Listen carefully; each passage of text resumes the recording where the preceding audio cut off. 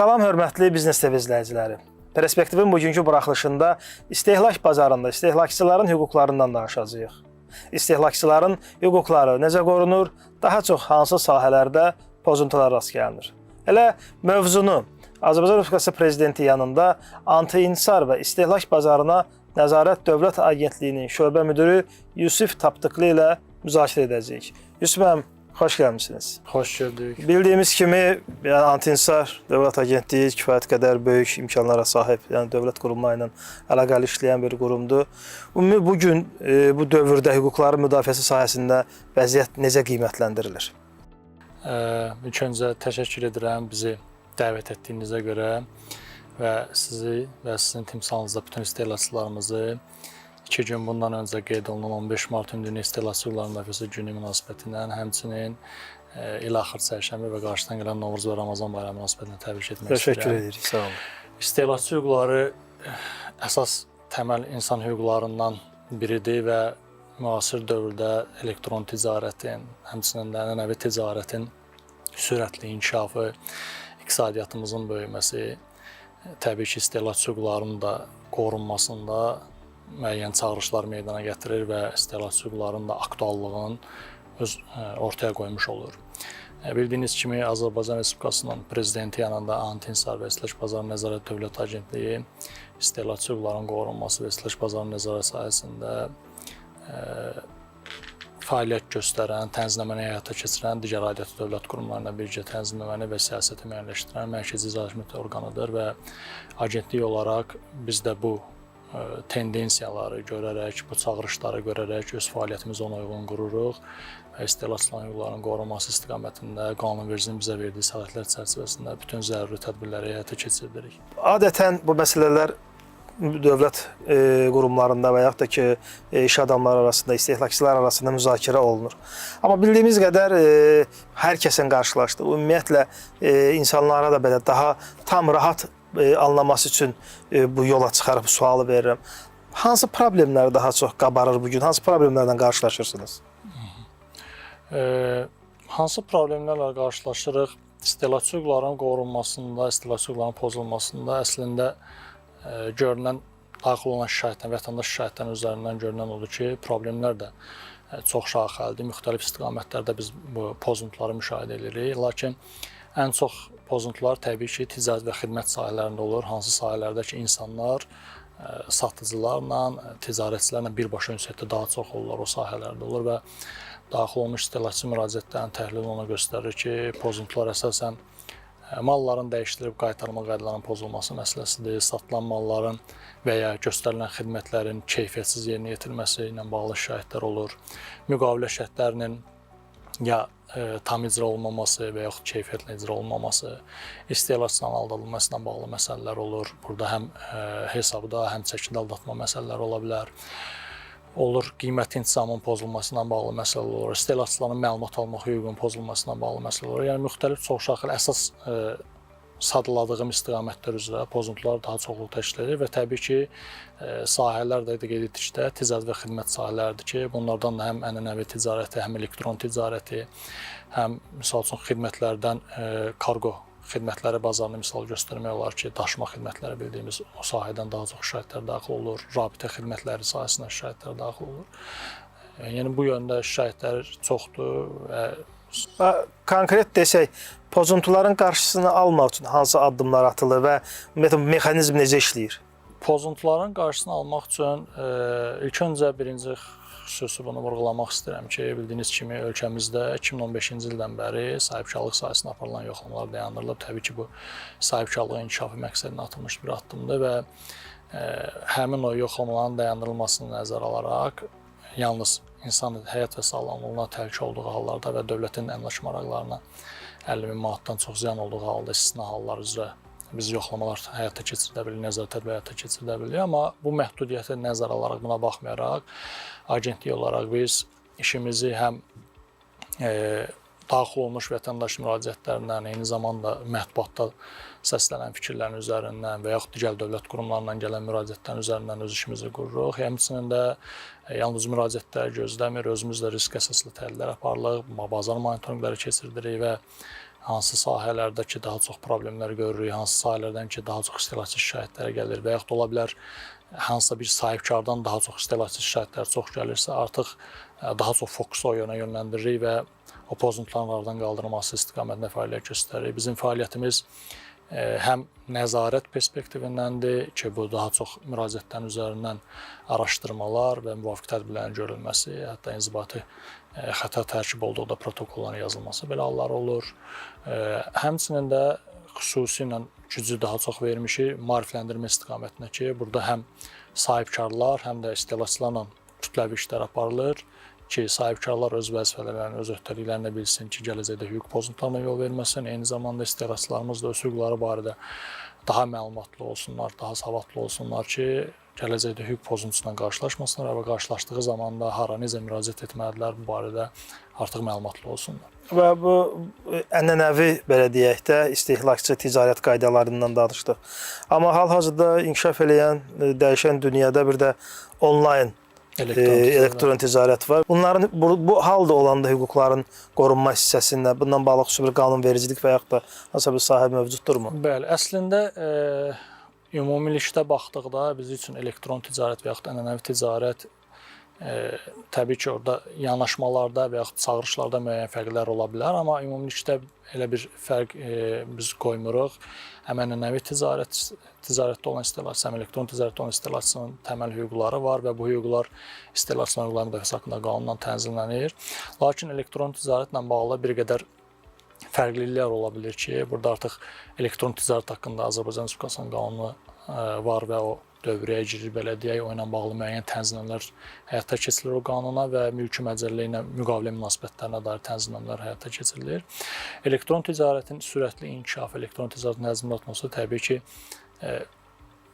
bəzi problemlərin də daha qabarıq üzə çıxması və bəzi yeni çağırışların meydana gəlməsinə səbəb olur, hansılar ki, ənənəvi ticarətdə yox idi. Artıq elektron ticarətin inkişafı istehlakçılar üçün daha geniş imkanlar yaratmaqla paralel, istehlakçı bugün çox rahat şəkildə öz evində oturmaqla çox qısa müddətdə istədiyi mağazaların qiymətlərini müqayisə edə bilir, istədiyi məhsulu bir sifarişlə, bir kliklə əldə edə bilir. Bu rahatlıqlarla paralel təbii ki, o yeni çağırışlarla, yeni problemlərlə üz-üzədir ki, artıq burada bir qədər bizim də üzərimizə belə deyək, daha böyük yük düşür ki, bu çağırışlara uyğun da biz öz fəaliyyətimizi də təkmilləşdirməliyik. Eyni zamanda bu çağırışlara uyğun zərurət olduğu halda tənzimləməni həyata keçirən müvafiq qanunverici aktlarını təkmilləşdirməliyik ki, mövcud təcrübə və beynəlxalq təcrübə nəzərə alınaraq daha təkmil əlimizdə alətlər olsun. Bugün istehlakçılar qeyd etdiyim üstünlüklərindən yaranmaqla elektron ticarətdən bəhrələnir, lakin elektron ticarətdə misal üçün təklif olunan mallar barədə tam və dolğun məlumatın verilməməsi, istehlakçıların sifariş etdiyi malla əldə etdiyi mallar arasında fərqin olması, qiymət barədə öncədən düzgün məlumat verilməməsi, fərdi məlumatların, şəxsi məlumatların qorunması ilə bağlı məsələlər, ödəniş təhlükəsi ilə bağlı məsələlər kimi bir sıra ciddi çağırışlar var ki, bu istiqamətdə də biz fəaliyyət göstəririk. Maarifləndirmə dedikdə, istehlakçıların həm maarifləndirmə, hansı istiqamətdə bu necə aparılır? Mən bu barədə indi sizə geniş məlumat verəcəm, hansı istiqamətdə maarifləndirmə aparılır, amma istəyirəm bir qədər öncəki sualla bağlı bir də əlavədə qeyd edeyim ki, biz yalnız istehlakçılarla yox, və ya qeyd etdiyim kimi sahibkarlarla da işləyirik. Biz misal üçün elektron ticarətlə bağlı dediniz. Elektron ticarətlə bağlı biz elektron ticarət sahəsində olan həm rəqəmsal xidmətlər, həm elektron ticarətlə bağlı özümüz monitorinqlər aparırıq.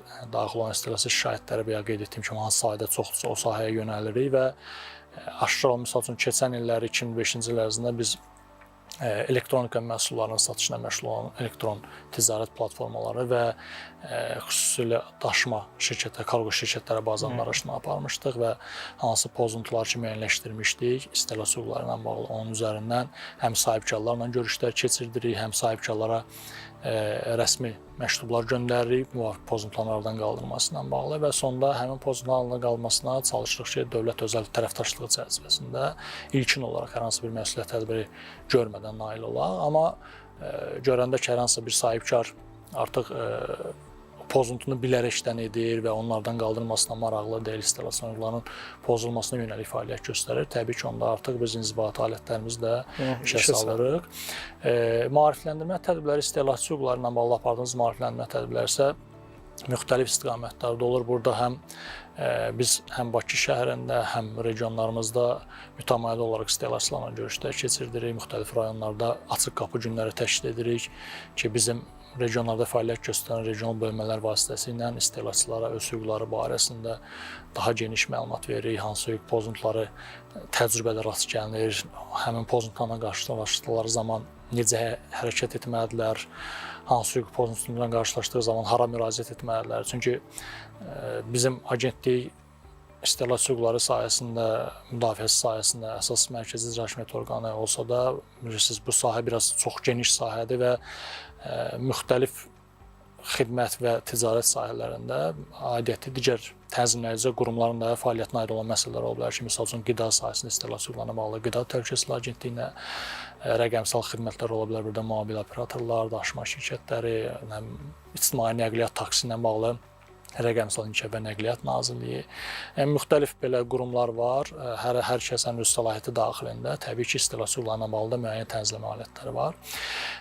Açıq qapı günlərindən əlavə biz istehlakçılar üçün istehlakçı Qovaz elektron bir platforma yaratmışıq ki, buradan həm az yaşlı istehlakçılarımız, həm orta yaşlı, həm yaşlı istehlakçılarımız bəhrələnə bilərlər. Onların çox ətraflı və daha asan başa düşülən dildə öz hüquqları barədə məlumatlar əldə edə bilərlər. Yenə orada əyani şəkildə göstərməklə hansı qurumlar, hansı işlərlə məşğul olur, hansı hüquq pozuldu, hara müraciət etmək, necə müraciət etməklə bağlı məsələlərlə bağlı ətraflı məlumat əldə edə bilərlər. Məsələn, bu gün ölkəmizdə böyük iri ticarət şəbəkələri yaranır. Bizim bildiyimiz ənənəvi marketlər, balaca marketlər, binaaltı marketlər, bu bütün belə deyək, iri marketlər, iri şəbəkələrə uduzurlar. Yəni bu bir iş yerlərinin bağlanmasına gətirib çıxardır. Yəni rəqabət baxımından əlverişli görünmür. Bərabərində böyük şirkətlər, hansı ki böyük iri ticarət şəbəkələri, bərabərində bir də kiçik həmin o hissəyə özlərinə aid olan şirkətləri, marketləri şəbəkəsini qururlar. Bununla bağlı da biz, bundan qabaq işlədiyimiz dövrdə də, bununla da bağlı vətəndaşlardan da, yəni o istehlakçılardan da adətən biraz əl çatanlığı sanki evin altında olan market artıq demək olar ki, yoxa çıxır, hər kəs böyük, iri ticarət şəbəkələrinə gedirlər. Bax, bu halda ümumiyyətlə müraciətlər varmı? Bu inhisar halıdırmı? Yəni hüquq pozuntusu yarada bilərmi? Bu sual mənim üçün maraqlı olardı. Əslində bu məsələlərlə bağlı biz istehlakçı narazılıqla qarşılaşmamışıq. İndi ola bilər siz hansısa balaca ticarət obyektinin sahibkarlarından belə bir narazılıqlar eşidə bilərsiniz, amma bu məncə təbii proseslərdir və bütün dünyada gedən proseslərdir. Sağlam rəqabət şəraiti olandan sonra haqsız rəqabətə yol vermədən, kimsə mağaza açırsa, kimsə rəqabətə dözmürsə, o birisi mağazasını bağlayırsa, bu təbii ki, bir bazar konjunkturudur. Burada heç bir pozuntu yoxdur. Əgər kimsə hesab edirsə ki, haqsız rəqabətə yol verməklə onun ticarəti belə deyə sıxışdırılır və o bazardan çıxarılır, başqa mağazalar çıxarılır. Təbii ki, bu ilə bağlı da bizim agentliyə müraciət edə bilərlər. Bizim agentlik tək istehlakçı hüquqlarının qorunması, bildiyiniz kimi çox sahəli fəaliyyəti var. Onun eyni zamanda da haqsız rəqabətlə bağlı məsələlərə baxılması da bizim agentliyin səlahiyyətlərindədir. Bu məsələ də araşdırıla bilər, amma bu ilə bağlı istehlakçı narazılığı ilə biz qarşılaşmamışıq. Çünki hər hansı bir mağaza bağlanırsa, əgər orada tələbat varsa ki, satış olsun, onun yerində başqa biri açılır. Yəni istehlakçı üçün elə bir fərq etmir hansı mağazadan alır. İstehlakçı üçün əsas odur ki, məhsul və xidmətlər satan olsun, keyfiyyətli olsun və münasib qiymət əldə edə bilsin. Ona görə belə bir narazılıqla qarşılaşmışıq. Verilişin əvvəlində bu sualı səsləndirmişdik. Bir daha bunu il ərzində məsələn 2025-ci ili götürsək, ümumiyyətlə agentliyə nə qədər vətəndaş sorğusu daxil olub və daha çox hansı sahələrdə qeyd etdiniz siz, daha çox kargo, elektron ticarət hissəsi də var. Bu daha çox telefon vasitəsilə mi olur, yoxsa sizin yeni yaratma, məsələn istehlakçı.gov.az dediniz. Düzdür, bəli. Yəni bu çox vacib. Bunu da biz səsləndirəyin. İndi biz verilişimizdə də xüsusi olaraq bunu yazılı şəkildə də altdan qoyarıq ki, o hissədə də insanlar bundan istifadə edə bilsin. Bundan portallardan istifadə edərək müraciətləri daxil edirsiniz, yoxsa daha çox yazılı şəkildə gəlir? Birinci onu vurğulayım ki, mənim o dediyim istehlakçı.gov.az saytı o bizim agentliyin təşəbbüsü ilə yaradılmış, lakin agentliyin rəsmi saytı deyil və orada müraciətlər biz qəbul edirik. O sadəcə maarifləndirmə xarakterli yaradılmış bir saytdır. Orada biz mütəmadi məqalələr yerləşdiririk, video materiallar, foto materiallar yerləşdiririk, məlumatlar xarakterli, eyni zamanda yazılar dərc olunur və bölmələr var, müxtəlif bölmələr, orada istehlakçılar məlumat eləyə bilər. Lakin bizim özümüzün rəsmi saytı var, competition.gov.az və həmin saytın üzərindən bizim həm elektron post vasitəsilə, elektron post ünvanına məktub göndərməklə, həm də həmin sayt vasitəsilə müraciətlər bölməsi var. İstehlakçılar orada müraciətlər edə bilirlər. Bir də 195.1.4 çağrı mərkəzi, hansı ki, elə İqtisadiyyat Nazirliyinin tabeliyində xidmət olduğu zaman fəaliyyət göstərən, hal-hazırda fəaliyyətini davam etdirir. Oradan da müraciətlər daxil olur, amma son dövrlər görsən odur ki, müraciətlər daha çox məhz saytımız üzərindən, müraciətlər bölməsi üzərindən daxil olan müraciətlərdir. Mən sizə statistik məlumatı da nəzərinizə çatdırım. Ötən il ərzində, 2005-ci il ərzində bizdə 8600-dən çox istehlakçı şikayət olmuşdu. 8600-dən çox istehlakçı şikayətinin təqribən 6100-ə qədəri sırf anti-inhisarın səlahiyyətinə aid olan məsələlərlə bağlı və sırf araşdırması olan müraciətlər olub ki, 6100 müraciətin araşdırılması üzərindən də 2600-dən yuxarı müraciətin biz təmin olunmasına nail olmuşuq. Bu da kifayət qədər məncə uğurlu göstərir ki, 40%-in üzərində 43%-ə qədər təmin olunmadır və həmin o təmin olunmuş müraciətlər üzərindən 383 min manata qədər vəsaitin istehlakçılara qaytarılmasına nail olmuşuq. Bu da təbii ki, təmin olunma deyəndə ola bilər istehlakçılarımız başa düşməz nədir. Təmin olunma deyəndə istehlakçı hər hansı bir hüquq pozuntusuna bağlı müraciət edir. Həmin o hüququn pozuntusunun aradan qaldırılması və istehlakçı məmnunluğuna nail olmalıdır. Bu dəyişdirmə qaytarma qaydası ola bilər. Hər hansı bir dəymiş zərərin ödənilməsi ola bilər ki, mal alıb qüsurlu çıxıb, onun ödənişini istəyib geri sahibkar ilk öncə qaytarmır, lakin bizə müraciətdən sonra qaytarması. Yəni, müxtəlif bu tip məsələlər olur ki, biz buna ümumilikdə təmin olunma deyirik və təmin olunma faizinin artması da eyni zamanda istehlakçı müraciətlərinin artması da onu göstərir ki, həm istehlakçılar öz hüquqları barəsində artıq daha çox məlumatlıdır və bizim agentliyin fəaliyyəti barəsində məlumatlıdır ki, ildən ilə daxil olan müraciətlərin sayı artır. Və sahibkarların da məncə burada rolunu qiymətləndirmək lazımdır ki, sahibkarlar da istehlakçı münasibətlərinə əvvəlki illərdən nisbətən daha həssas və daha loyal yanaşırlar. Bəli, bunu da biz müşahidə edirik. Ancaq biraz daha çox müştəri məmnuniyyətini də qazanmaları bu da vacibdir də. Yəni bu bazarın bir prinsipidir. Məmnun olan müştəri əslində sahibkar üçün əlavə dövrə deməkdir, əlavə satış deməkdir. Amma narazı müştəri son nəticədə onun fəaliyyətinə bir maneələrdir. Əks təbliğat deməkdir. Əslində sahibkar özü bunda maraqlı olmalıdır ki, istehlakçı məmnun nail olsun. Təbii ki, indi burada istisna hallar olur. Istehlakçı da hər zaman haqlı olmur. Bizə daxil olan müraciətlər üzərindən də biz görürük ki, bəzi hallarda bəzi istehlakçılarımız qərəzli şəkildə şikayətlər də olur, amma bu çox az bir hissədir. Təbii ki, istehlakçı narazılığı varsa və kütləvi narazılığı varsa, demək ki, sizin fəaliyyətinizdə nəsə problem var ki, burada narazı var və çalışıb onu aradan qaldırmaq lazımdır ki, bu hallarda tətbiq etdiyiniz cərimələrin məbləği əgər sir deyilsə, desə faiz daha belə cərimələniblər bununla bağlı. Ötən il ərzində bizim agentlik tərəfindən 54 inzibati xəta haqqında protokol tərtib olunur və o aslında bu çox deyil, yəni ki. Çox deyil, bəli, razıyam. O qədər şikayət müraciətin qarşısında bəli. Münasibətdə bəli, çox deyil. Çünki öncə qeyd etdiyim kimi bizim fəaliyyətimiz məqsədimiz ondan ibarət deyil ki, sahibkarları cərimələyək, sahibkarlara fəaliyyətinə maneə törədək, hətta hüquq pozuntusuna yol versə bilər. Bizim əsas məqsədimiz ondan ibarət ki, ümumiyyətlə bazarda pozuntular olmasın və pozuntuları kökündən aradan qaldırmasına nail olaq ki, nə sahibkar öncədən pozuntuya yol versin, nə də istehlakçı pozuntu ilə qarşılaşsın. Lakin görəndə ki, artıq o pozuntu var, istehlakçı haqlı şikayəti var, əsaslı faktı sübutlu şikayəti var və istehlakçı haqlı olaraq pozulmuş hüququ ilə bağlı tədbir görülməsini tələb etdiyi halda, təbii ki, biz də bunun üzərindən qanunvericinin bizə verdiyi imkanlar çərçivəsində addımlar atırıq. Bu istiqamətdə ötən il ərzində 54 inzibati xəta haqqında protokol tərtib olunub ki, Bunlar da daha çox, məsəl üçün 45-i sırf istehlakçının aldadılması ilə bağlı məsələlər olub ki, istehlakçılar daha çox ticarət obyektlərində, məsələn, vitrində bir qiymət görür, kassada ödəniş zamanı ondan daha fərqli, daha yuxarı qiymətlə məbləğ alınır.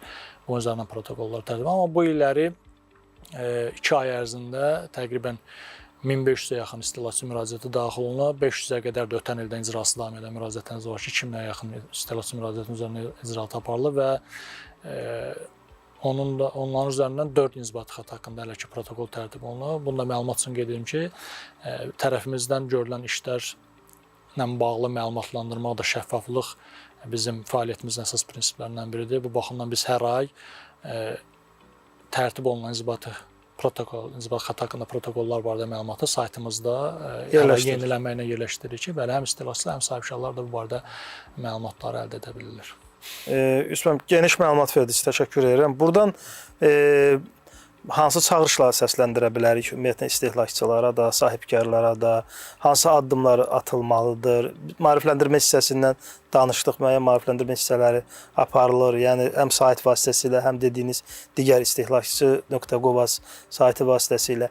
Burada nə çağırış edə bilərik? Media üzərindən hansı addımlar atılmalıdır? Hansı işlər görülməlidir? Maarifləndirmə ilə bağlı mən məsələləri deyəndə əslində elə qeyd etmədim, amma onu da qeyd edim və sizə də təşəkkür edirəm ki, o maarifləndirmədə medianın da kifayət qədər böyük rolu var. Biz mütəmadi siz və digər kanallara dəvət alırıq, müxtəlif elektron resurslarda, qəzetlərdə məqalələr dərc olunur və bunun özü də maarifləndirmədə istehlakçılara böyük xidmət göstərir. Ona görə mətbuata da mən təşəkkür etmək istəyirəm sizin timsalınızda.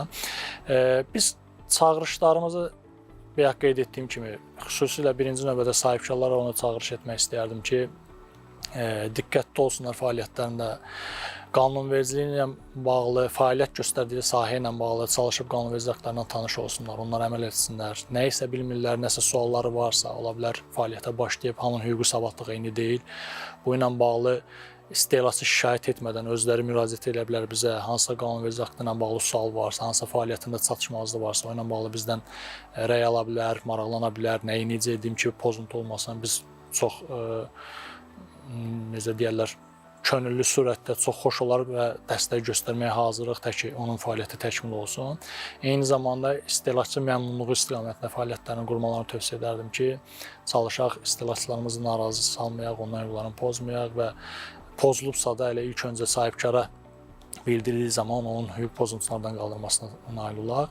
İstehlakçılara çağırışım isə ondan ibarətdir ki, xüsusən bu elektron ticarətin inkişaf etdiyi belə bir dövrdə etibarlı olmayan, tanımadıqları, bilmədikləri, hər hansı bir hüquqi forması və yaxud fiziki şəxsdə sahibkarın adı barədə məlumat olmayan, ÖÖNİ vergi ödənicisinin enlişmə nömrəsi qeyd etməyən sosial şəbəkə hesablarından çalışıb alış-verişlər etməsinlər, alış-veriş edən zaman ehtiyatlı olsunlar, ödəniş kanallarının təhlükəsizliyinə əmin olsunlar, aldıqları mal və iş və xidmətlər barədə öncədən dəqiq təfsilatı məlumat verilməməsinə əmin olsunlar, yoxlasınlar bütün məlumatları və həm elektron ticarət, həm ənənəvi ticarət və xidmət sahələrində hüquq pozuntuları ilə qarşılaşdığı zaman ilk öncə sahibkarlara bu ilə bağlı iradlarını bildirsinlər, çalışsınlar yerində həll olmağa nail olsun.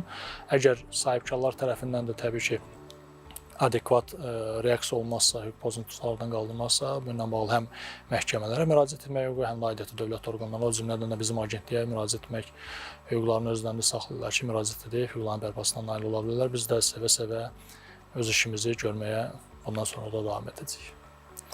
İsmən, təşəkkür edirik. Çox sağ olun. Biz bunlar belə deyək, günün, zamanın tələblərinə görə adətən münasibətlərə göstərilməlidir istehlakçılara da. Bəzən suallar yaranır, həmin anda o sualın cavablandırılması olmur. Amma biz də media olaraq, televiziya olaraq bu sahədə maarifləndirmə işini aparmaqda öz üzərimizə götürmüşük. Bunu bir məsuliyyət kimi hesab edirik öz üzərimizdə də ki, həqiqətən də münasibətlər düzgün tənzimlənməlidir. Bu o demək deyil ki, istehlakçı öz hüququnu bilməlidir. Yəni bu bir mənalı şəkildə bəzən bilməməzlik hansı hüququnu bilməməzlik onu hansı məsələdə xilas edəcəyini düşünür. Amma hüquqda belə bir qayda yoxdur. O hüquq bilməməzliyi onu məsuliyyətdən azad etmir. Dəvətimizi qəbul edib gəldiyiniz üçün ayrıca təşəkkür edirik sizə, minnətdarıq. Ümid edirik ki, gələcək verilişlərdə də sizinlə təkrar görüşərik. Çox sağ olun. Xoş olar, siz sağ olun. Dəyərli izləyicilər, bugün istehlak bazarında əsas boşluqlardan və agentliyin bu istiqamətdə atdığı addımlardan danışdıq. İstehlakçı hüquqlarının müdafiəsi təkcə vətəndaşın deyil, həm də biznes mühitinin şəffaflığı üçün əsas şərtdir. Verilişimizdə bir çox məsələyə aydınlıq gətirməyə çalışdıq. Ümid edirik ki, bu məlumatlar gündəlik həyatınızda sizə faydalı olacaq. Növbəti buraxılışlarda görüşmək ümidi ilə. Sağ olun, salamat qalın.